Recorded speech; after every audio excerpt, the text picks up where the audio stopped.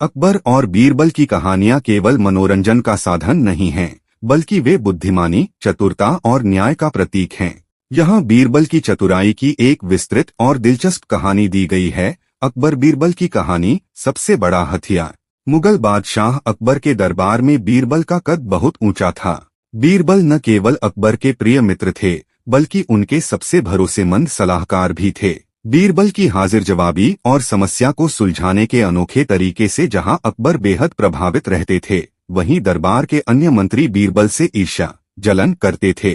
दरबारियों की ईर्ष्या और अकबर की चुनौती। एक दिन दरबार में अकबर के अन्य मंत्रियों ने बीरबल के खिलाफ मोर्चा खोल दिया। उनका कहना था कि बीरबल को जरूरत से ज्यादा महत्व दिया जाता है। मंत्रियों ने तर्क दिया कि वे भी उतने ही बुद्धिमान हैं जितने बीरबल।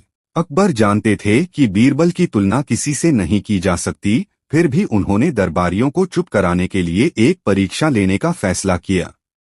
अकबर ने दरबार में घोषणा की, कल सुबह जो भी दरबारी मुझे यह बताएगा कि दुनिया का सबसे बड़ा हथियार क्या है, उसे मैं अपना नया मुख्य सलाहकार नियुक्त करूंगा। अगले दिन सभी दरबारी अपनी अपनी राय लेकर आए। किसी ने कहा तलवार, किसी ने कहा तोप, तो किसी ने कहा हाथी। अंत में अकबर ने बीरबल से पूछा, बीरबल, तुम्हारे हिसाब से दुनिया का सबसे बड़ा हथियार क्या है? बीरबल ने मुस्कुराते हुए कहा, जहांपनाह, दुनिया का सबसे बड़ा हथियार आत्मविश्वास और सही समय पर बुद्धि का प्रयोग है। दरबारी हंसने लगे। उन्होंने कहा कि एक तलवार के सामने आत्मविश्वास क्या कर लेगा? अकबर ने उस समय कुछ नहीं कहा, लेकिन उनके मन में बीरबल की इस बात को परखने का विचार आया। बीरबल की परीक्षा। कुछ दिनों बाद अकबर ने बीरबल को एक संकरी गली से गुजरने के लिए कहा। बीरबल बिना किसी हथियार के उस गली से जा रहे थे। अकबर ने पहले से ही एक योजना बना रखी थी। उन्होंने एक हाथी को शराब पिलाकर पागल कर दिया था और उसे उसी संकरी गली में छोड़ दिया जहां से बीरबल गुजरने वाले थे।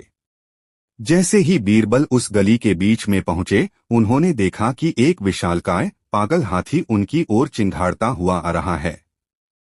गली इतनी संकरी थी कि बीरबल न तो पीछे भाग सकते थे और न ही छिप सकते थे। उनके पास कोई हथियार भी नहीं था। बुद्धि का प्रयोग। मौत को सामने देखकर भी बीरबल घबराए नहीं।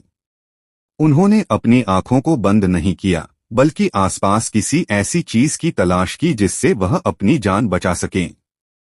तभी उनकी नजर गली के कोने में बैठे एक छोटे से कुत्ते के पिल्ले पर पड़ी। जैसे ही हाथी बीरबल के बिल्कुल करीब आया, बीरबल ने झपट्टा मारकर उस पिल्ले को उसकी पूंछ से पकड़ा और पूरी ताकत लगाकर हाथी के चेहरे पर दे मारा। अचानक हुए इस हमले और कुत्ते के भौंकने काटने की आवाज से पागल हाथी घबरा गया। हाथी को लगा कि शायद कोई बड़ा हमला हुआ है। वह डर के मारे मुड़ा और उल्टे पांव भाग खड़ा हुआ। अकबर का स्वीकार। अकबर यह सब छिपकर देख रहे थे। वे बीरबल की हिम्मत और सूझबूझ देखकर दंग रह गए। जब बीरबल सुरक्षित बाहर आए, तो अकबर ने उन्हें गले लगा लिया।